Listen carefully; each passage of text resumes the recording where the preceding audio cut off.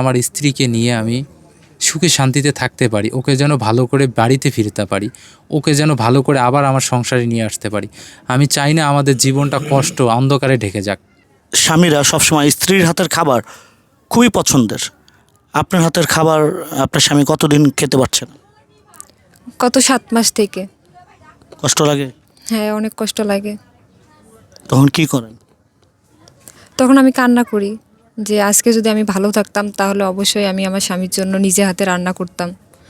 এখন আমার স্বামী আমাকে রান্না করে খাওয়ায়। স্বামীর হাতের রান্না কেমন লাগে? ভালো, শুধু ভালোই? অনেক ভালো। ভাগ্যবতী নারী। আপনি কি ভাগ্যবতী নারী? স্বামীর হাতের রান্না খেতে পারছেন? জি। আচ্ছা, আপনার এই সুস্থ হতে কত টাকার প্রয়োজন? অনেক টাকা। এক মাসের কথা ওনারা বলেছে, 1 মাসে আমার 1.5 লাখ টাকা প্লাস আসে। 1 মাসে 1.5 লক্ষ টাকা আপনার পিছনে খরচ।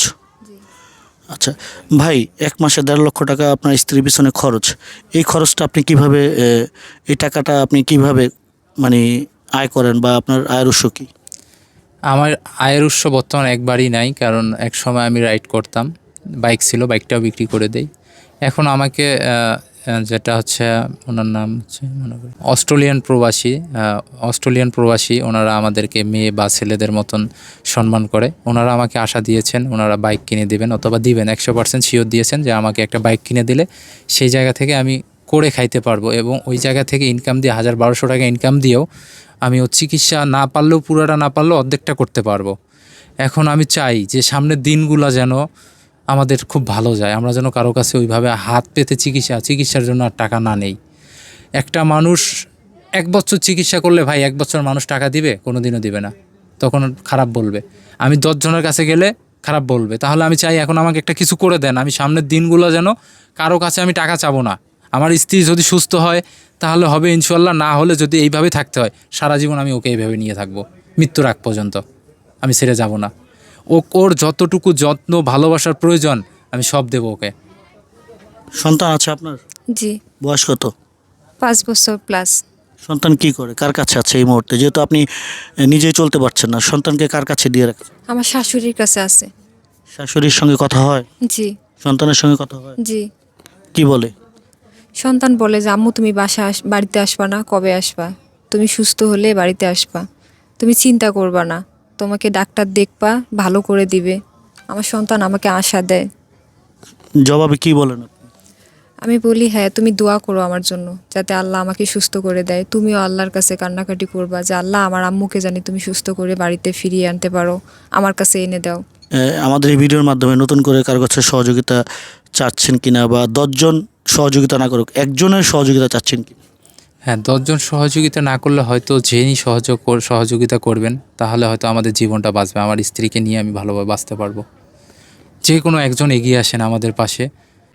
যত দিন যাবে তত খারাপ পরিস্থিতিতে যাবে। ও যদি ভালো না হয় তাহলে বিশ্বাস করেন আমি দুনিয়াতে জাহান্নাম পাবো, আর ও যদি ভালো হয় তাহলে আমি দুনিয়াতে জান্নাত পাবো।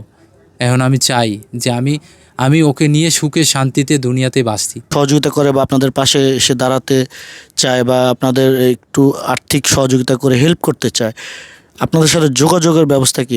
কোনো যোগাযোগের মাধ্যম আছে? আছে, আমাদের ফোন নাম্বার আছে, যেটা হচ্ছে 01725190728। এটা বিকাশ না নগদ? এটা বিকাশ নগদ দুইটাই। নাম্বারটা আমি আবারও বলি, 01725190728।